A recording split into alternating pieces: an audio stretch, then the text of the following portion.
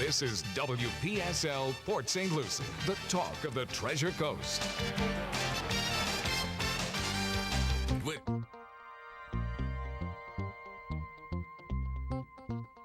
Views expressed on the following program are not necessarily those of WPSL. However, we do encourage you to like and share them on Facebook because it's time for the African American Scene, presented by Howard Insurance in Port St. Lucie and hosted by Rudy Howard. Good evening, good evening, good evening. Always glad to be with you here on a Wednesday night. As I promised you last week and as I posted on Facebook today, I have a special treat for you.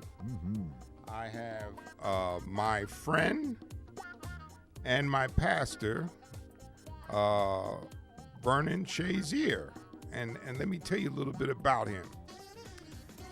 Pastor Vernon Shazier is not only a pastor, he was the chaplain for the Miami Dolphins, and he is the chaplain for the NFL Fathers Association. So he's the NFL chaplain as well, and he's also a leadership coach. So he provides that kind of instruction for various people and organizations. Now, on top of all of that, and I know he wouldn't want me to say it, but I'm going to say it anyway because I'm incorrigible, as he knows. His son was the number one draft pick of the Pittsburgh Steelers.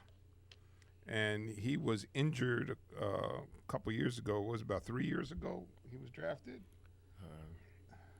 2 years ago. 2 years ago. And he was injured, and he is on the road to recovery. And, oh, my God, what a blessing, because we all prayed so hard for him because he had a very substantial back injury. But listen, Vernon, say hello to my audience. Hello, everyone who's listening. It's an honor to be here. I'm excited. Rudy, you and I, we always have such rich and sometimes tension-filled conversations. Well, everybody knows about life. Amen. Yeah, but hey, good friends can have debates, and that's a good thing.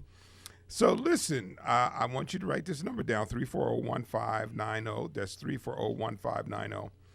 And tonight, we are going to talk about voter suppression.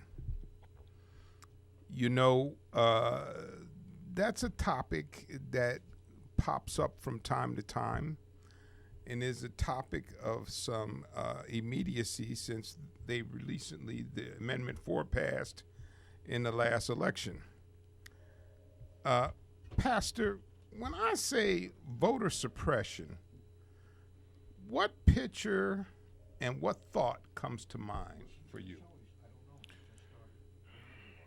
The initial picture, as I'm using my mind now to envision, that is a people who are muzzled. In other words, silence. The thoughts, and I think I've shared this with you privately and publicly in a multitude of arenas, is that I'm disappointed when I look at what is taking place in America today.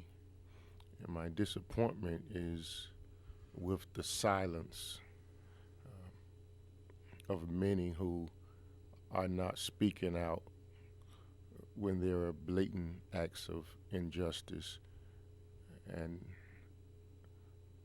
things done to make anyone a second-class citizen, to keep anyone shackled to the mistakes of their past, and so those are some of the initial thoughts and pictures that jump into my mind, because in many ways that's what voter suppression does, is it silences people and does not allow them to be actively a part of this democratic this democracy process that we say we hold to in America.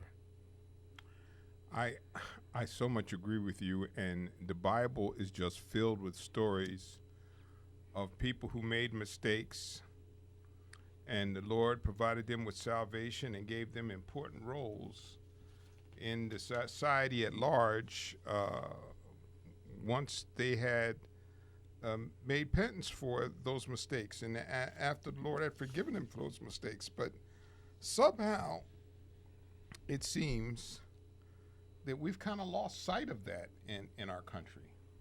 Yeah, I believe you're correct. I am a pastor. I'm a Christian pastor, and the reality about Christianity is that when you really look at Christianity from a biblical perspective, it is an ex-offender religion. Every one of us who claim to be Christians, who profess to be Christians, we are ex-offenders who have been forgiven, who have been redeemed, who have been given another chance, who have allowed our today and our tomorrow to not be shackled to our past. And so, again, that's why you asked me what thoughts and what words come to mind. Disappointment is the one that continues to resonate with me. You know, I'm disappointed with a lot of my friends, a lot of people who I've had conversations with. You know, I was thinking today, you know, as I was riding my bicycle and giving thought to, you know, this conversation, and I was just reminded of just how many conversations I had a few years ago with many of my friends, many pastors, and we talked in those conversations about, you know, it was moral conversations. It was about ethics. It was about justice. It was all of the things that we felt was important, and quite honest, many of them didn't believe that I say the name Hillary was embodied. You know what I mean? And so that's why I'm disappointed, because those are the type of conversations we had, and now today we see blatant situations where these values are not embraced and practiced, and clear acts of inequality, injustice, and I'm just disappointed. I can't say it enough I'm disappointed. You know, that many are not speaking up, are not standing up, and I don't know what it is. You know, I'm not only talking about, when I say disappointed, I'm disappointed in the church. I'm disappointed in pastors. I'm disappointed in those who are just Americans. Period. I don't know why they're not speaking up. I don't know why they're silent. Is there fear? Is it racism? Is it control? You know, is it choosing not to care? What is it? I guess I'm kind of like Marvin Gaye. What's going on? Why are so many people silent about, you know, injustice? Because there is nothing that is you're able to just leave isolated. Anything that impacts another group of people or a class of people, it impacts us all. And it seems to be a struggle for America to realize that we're stronger together. We're stronger when we embrace each other's humanity. We're stronger when we bring our collective capacity, our gifts, our creativities, our values together. We're weak when we dehumanize each other, when we allow some groups to separate us through fear, separate us by race and class. That is what weakens us. I agree. And we got a caller on line one. We got Steve. Steve, how are you, sir? Not bad. How are you doing, Rudy? Okay. Let me give you a couple of words here about Americans. The first one is 98% of them are timid. They have no responsibilities anymore. They don't want any responsibility anymore. It's always somebody else's fault. If you go in and ask a question, I don't know, I just work here. So ignorance, cowardness, timid, you put them all together, and you got the new America. They don't care until they lose it. Yeah. Then you're going to hear them care. Is it Steve, right? Yes. Steve, I agree with you. You know, and this is again why I'm going to probably use that word disappointed a lot during this conversation, because as Rudy said, you know, I wear multiple hats and I deal with people in so many arenas, you know, and so there is a lot of ignorance out there, and so I have been in many conversations and forums where people have been educated, you know, and one of the experiences that was just eye-opening for me when I was in graduate school at Baylor University, I had experiences in class that awakened me. I never thought that there were white people who lived in towns where there were no black people. That's just not something I never thought of or gave thought to. And so when we found ourselves engaged in these conversations about America, about politics, about social justice, you know, I realized that there was a lot that was contributed to ignorance. And so he's true about that. But again, there is even, what I've discovered, Steve, is that even after having conversations for the past 20 years where knowledge is being transferred and people being more informed and they're learning what's going on, many of them, in the midst of obtaining this knowledge, they're shocked and surprised. They can't believe these things are going on. But many of them, after obtaining the knowledge, they end up right with the first word you said, timid. They don't do anything. They're shocked and they express their surprise, but they don't do anything. Well, another thing, I got to blame the press. The press all want to be the Kardashians. They don't report the news anymore. You got one station, Fox, that's the right-wing political arm of the Republicans. And anybody listens to them, and I have friends that listen to them, and then I have to listen to their dribble. They distort stuff, and these guys take it as gospel. And I say, why don't you go check it out? We have computers nowadays, 21st century. You can go look it up and find out for yourself. But in 15 or 20 minutes, Steve. What's that? I said in 15 or 20 minutes, you can verify whether what they've told you is true or not.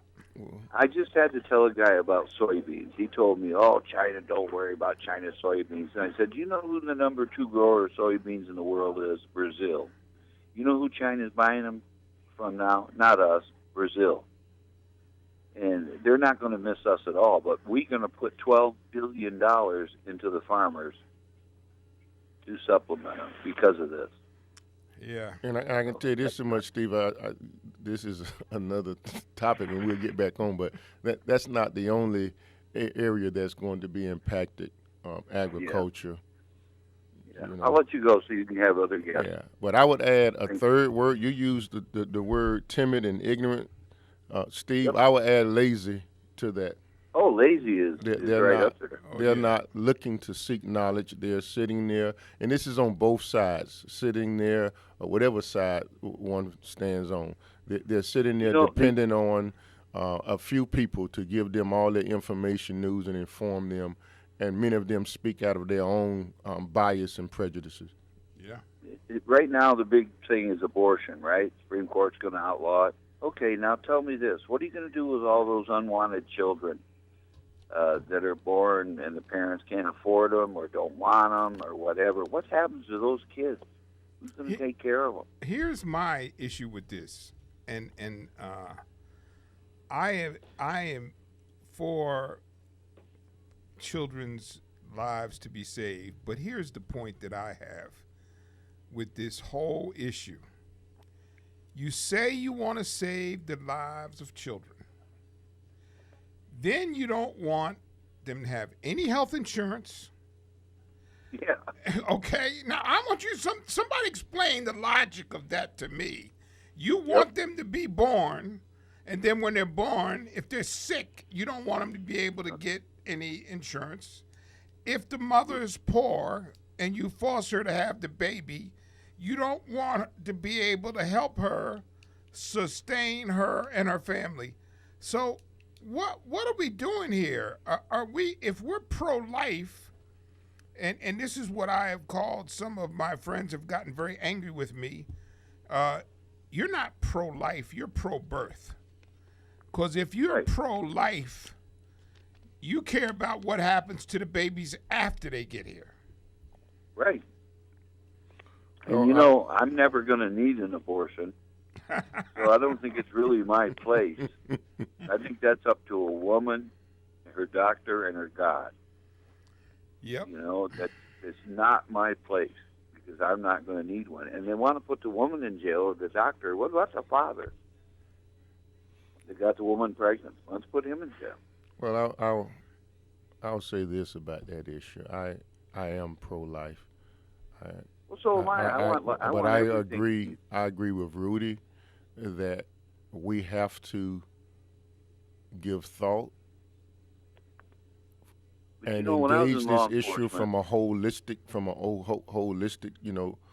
standpoint, and not just the child not being aborted and being born, but after the child is born, that we have the same zeal about that life as we do while it's in its mother's womb, and I can confess that I have not seen that, and that we're guilty, and that's an area we have to do a better job at. We beat the doors down, and we'll do all kind of things, fighting for life, because that is something we believe. We believe that God is our creator, and that he's for life. He's against abortion, but we need to have that same zeal, for that baby to be successful and survive and live a decent and humane life once they're born. Well, first of all, the life wouldn't have been created if God didn't want it created. Right. So, the pregnancy wouldn't even have took place unless God wanted the baby to be created. But if you're going to create the baby, you got to have a way to take care of it. When I was in law enforcement, you know how many kids I went to their homes? They were abused, beaten, just anything you can imagine. And we've got to start acting like rational, normal human beings and take care of our children. And we're not doing that. We're turning a blind eye. We're saying, I don't want to get involved. I got to go play golf. And that just drives me up the wall. Well, Steve, and I'm getting healthy again, so I'm going to be getting involved again. And I'm telling you, there's a few politicians that better get their body armor on, because the crusades are coming their way. Okay, Steve. Thank you. It's nice to hear from you. I haven't heard from you in a while. Well, I've been down for a while. Okay. A few operations. Don't worry, they were all successful, or I wouldn't be talking to you. Well, I'm glad to hear that, my friend. All right, you take care. Okay, you too. I think what Steve said is on point, and it really speaks to my question. What is going on? I believe that there are many who are timid, many who are ignorant, and many who are lazy in terms of learning what's going on and obtaining knowledge for themselves. I know that there are many pastors that are timid, because we have private meetings as pastors and we discuss these issues and we wrestle with it. But many of them, they do not go back to their churches and have conversations about some of the topics that we talk about in our pastor meetings, and I think it's because they're afraid of upsetting some of their congregation. They're afraid of maybe getting fired. They're afraid of losing members. I don't know what it is, but he used the word timid. That's I guess he was trying to be, mild, but the real word that he could have used is afraid, scared. Yeah. You know. And I've become a big fan of Reverend Barber. And my brother-in-law, who I think you have met once before from North Carolina, he goes to that church on occasion, and he is the absolute picture of courage, Reverend Barber. He will tell you right up in front, don't call yourself an evangelical, because I'm an evangelical when you do not act in that manner. So, but as we're talking about this voter suppression, and I think there's a lot of things that could be done differently, but one of the things on the current horizon that I think needs to be dealt with is the Amendment 4 passed, and there was great pains and efforts by a lot of people to support that amendment for people to have their rights restored. And now, all of a sudden, the governor is going to put a roadblock in the way of people getting their voting rights back until they pay certain fees, etc., in order to be able to vote, which actually is nothing more than the poll tax that was created to stop black people from voting. And I am deeply offended by that, because now what you're doing is what I said at the outset. The public spoke.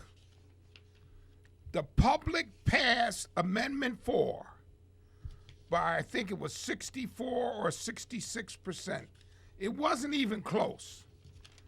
Now, if the public said that they want that, how dare you now come along and say you're going to make it harder for that to be implemented when we now have an amendment that says that it's law?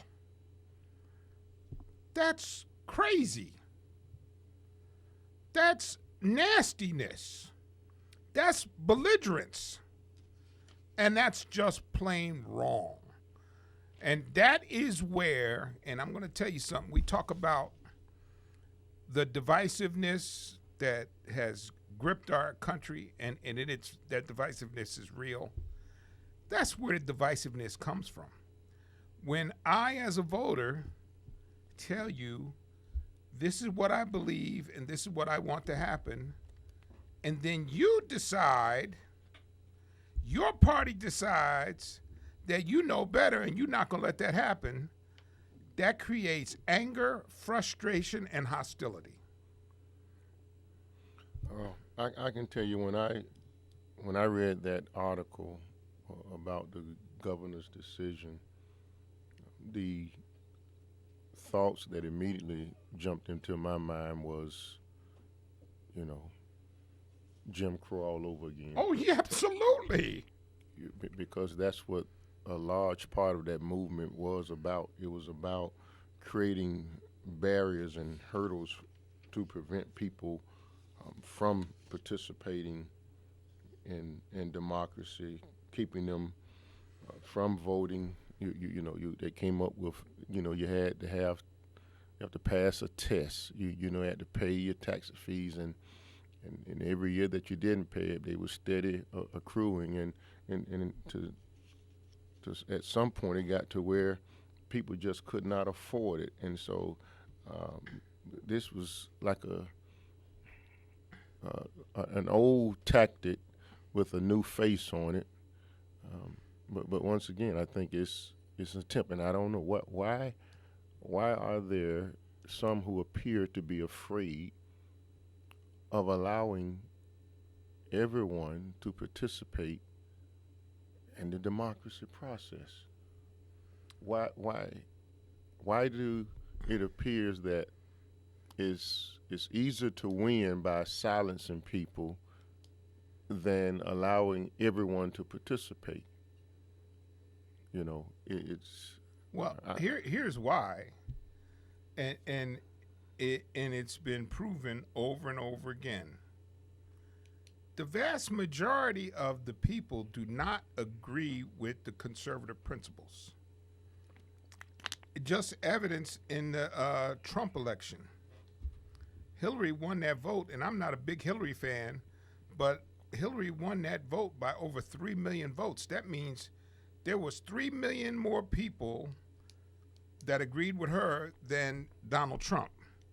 So, but if you don't want to modify your policies in order to capture the vast majority of the people, then you have to figure out how to gain power without being willing to compromise any of your positions. Now, I will say this, as a lifelong, I can't say all my life, because I went through a period where I was an independent for a long time, but that was many, many years ago.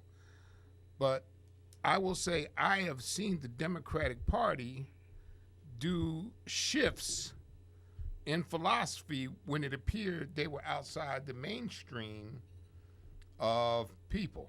Now, I think I have said this on this show for probably 7 years.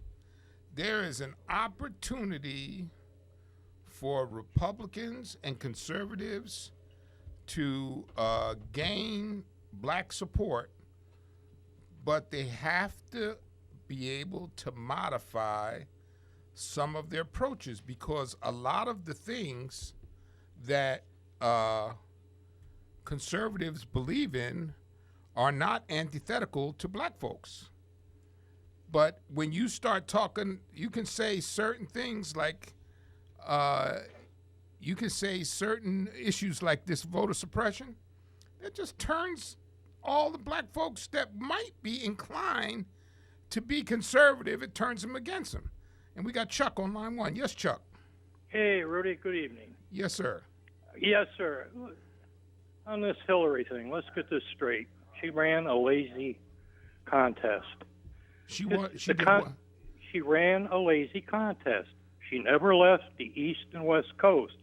Her people wanted her in Michigan. They wanted her in Wisconsin. Every place that Trump was leading, she could have beat him. She did not get the electoral college votes that she needed.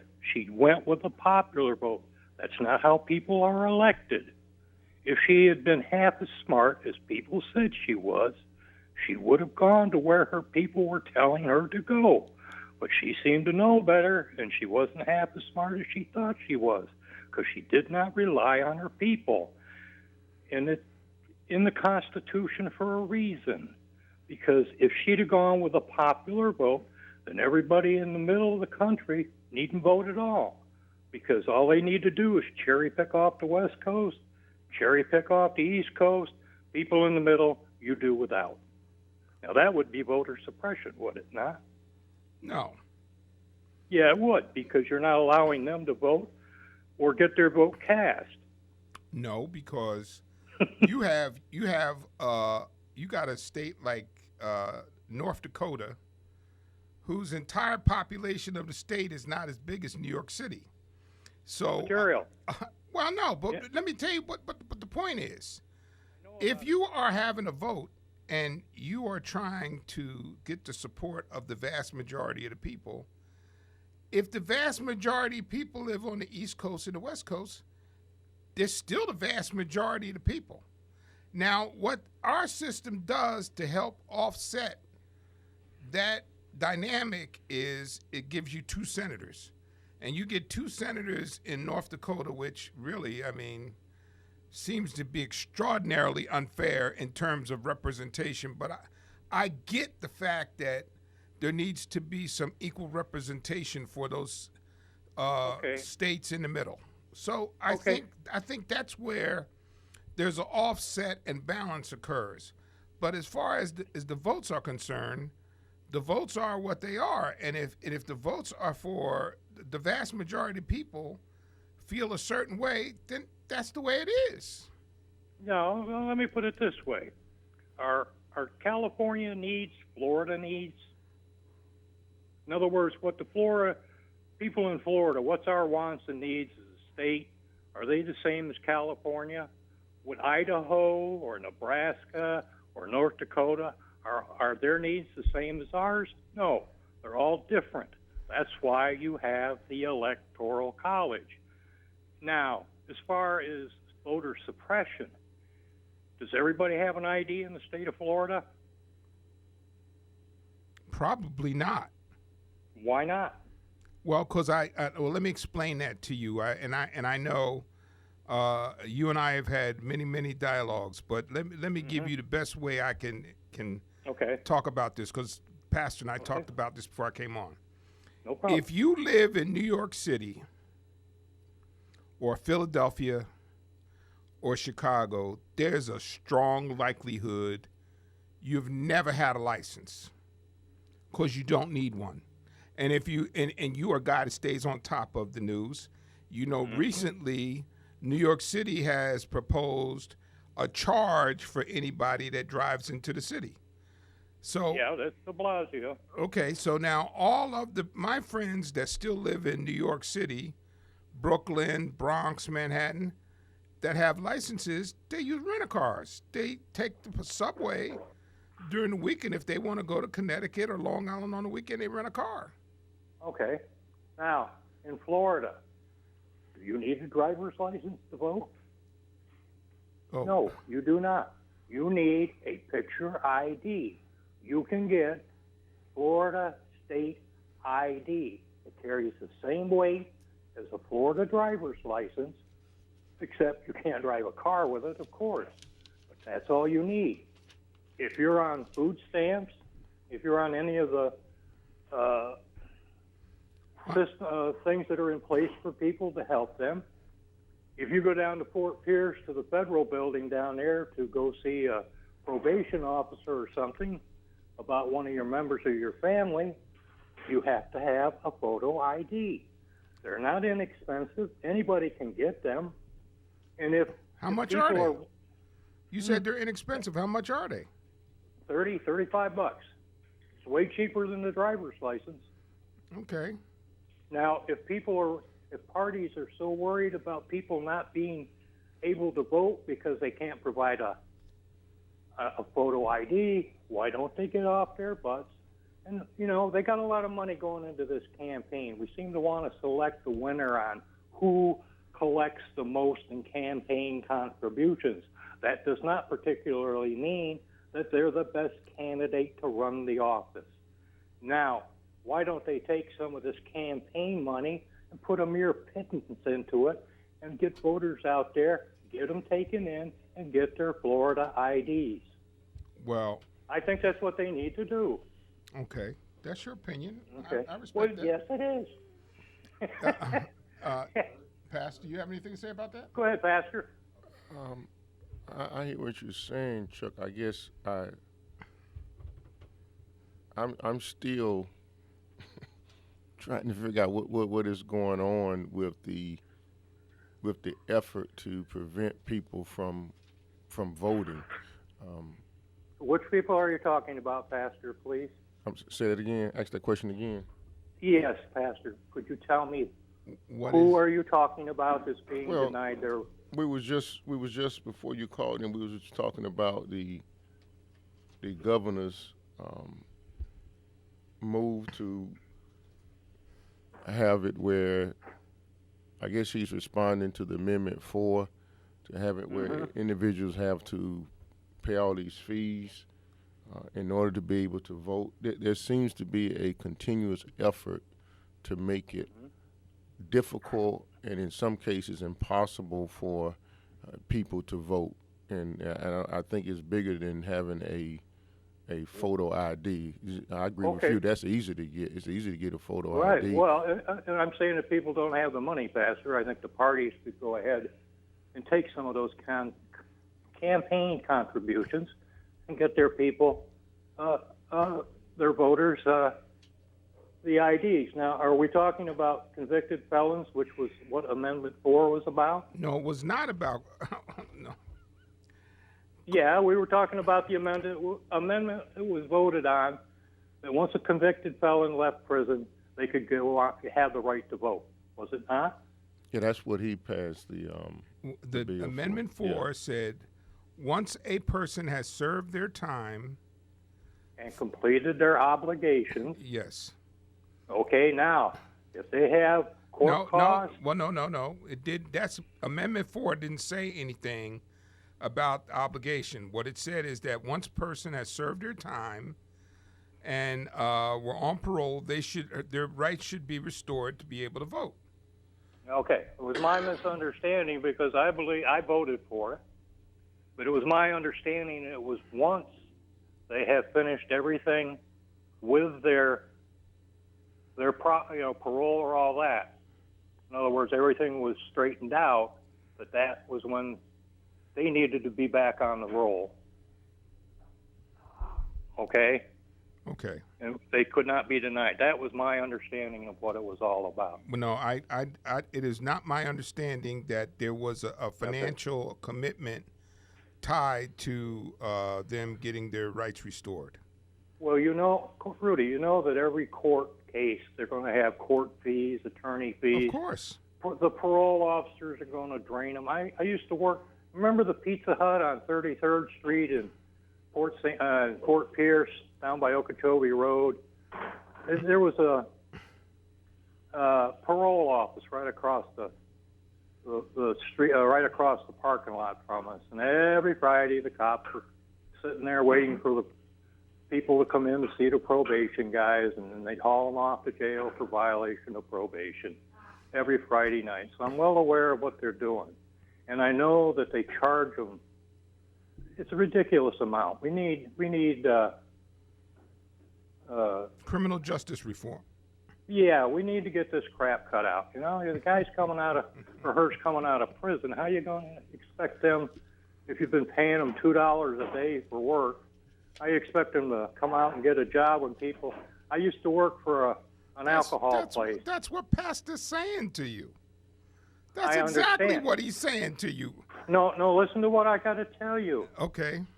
When people hire work, how are these people going to get jobs? I worked in a liquor distribution thingy down across by Edwards Road. It's not there anymore. Okay. People would come in, and on the question it was, were you if you have a felony conviction?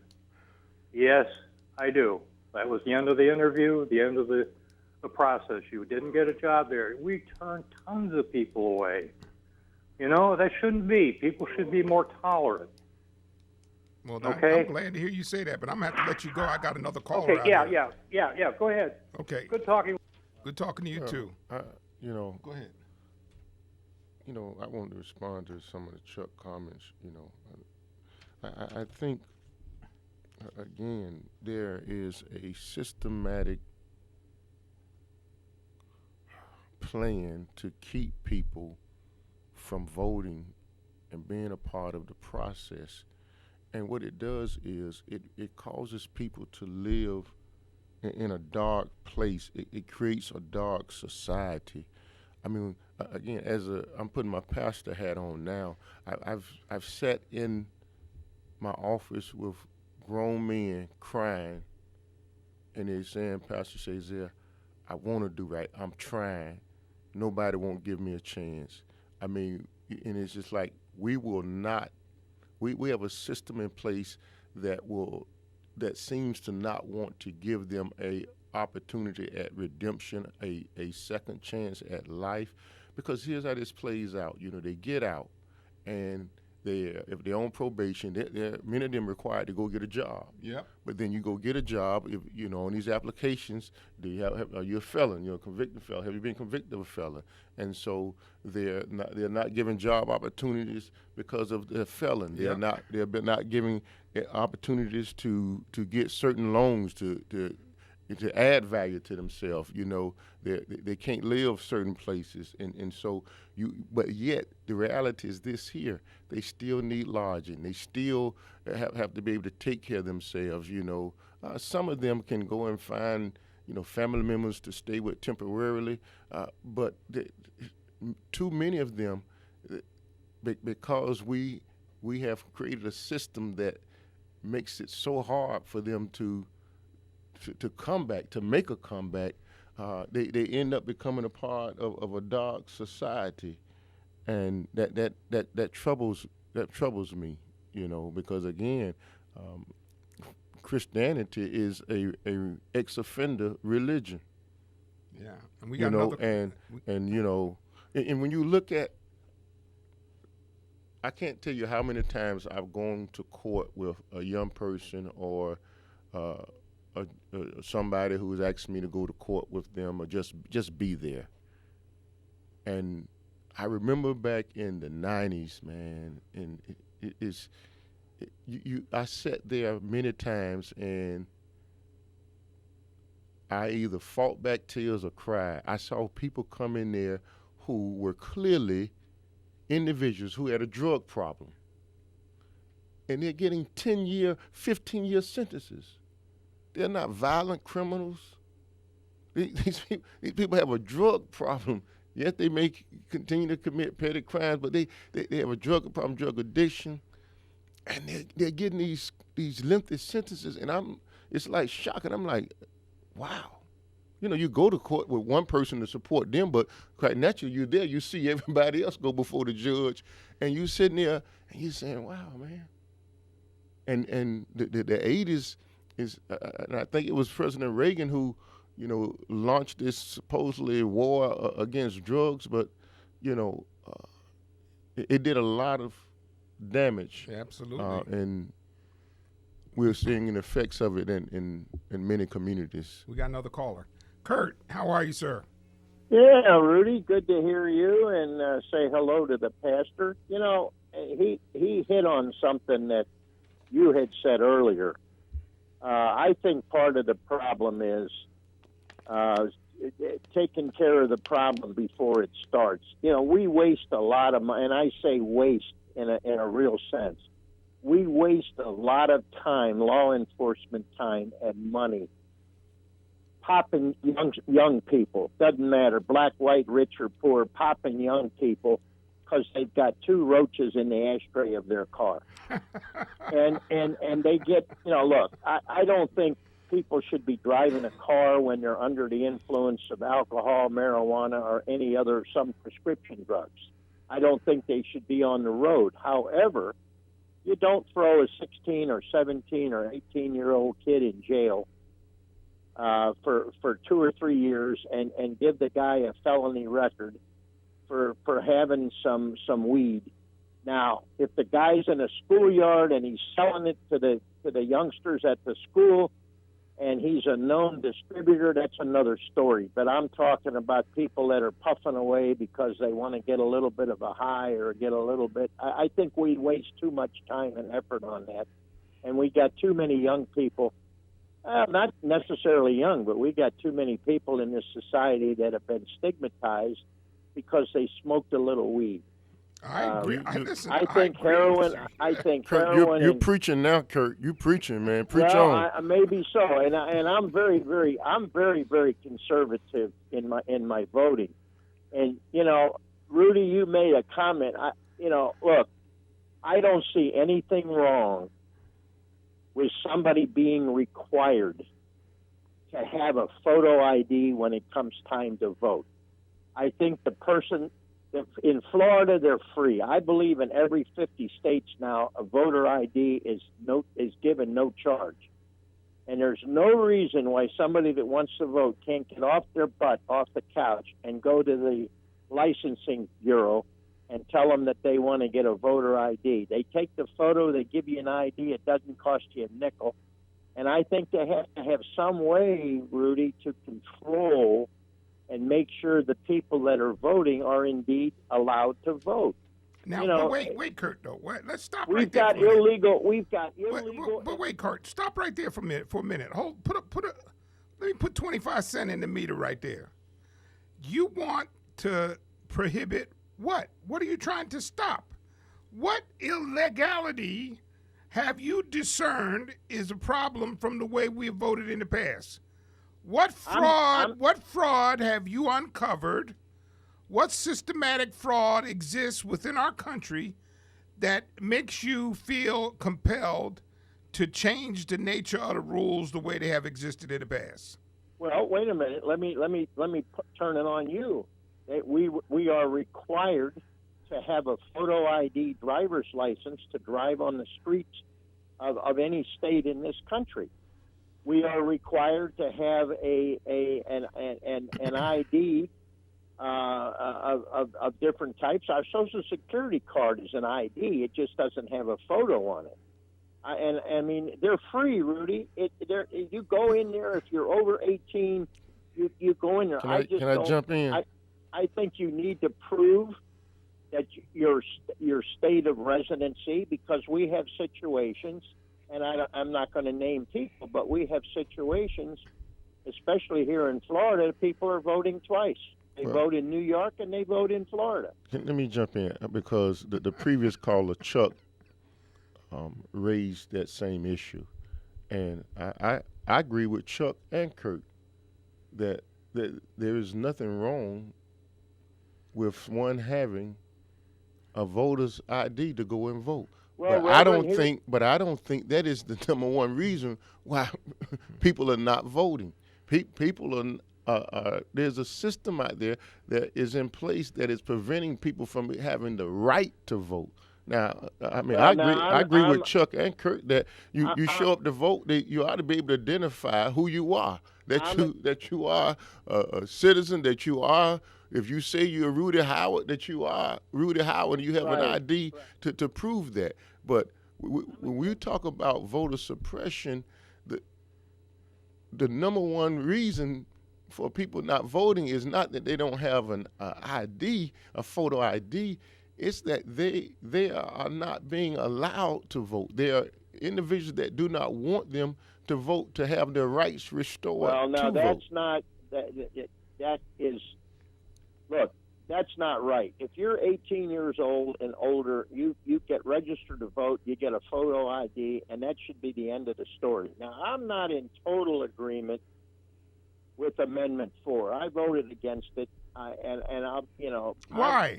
Why? Why? Because I think there are certain people, certain elements of this society that should lose their privileges for voting is not voting is really not 100% right.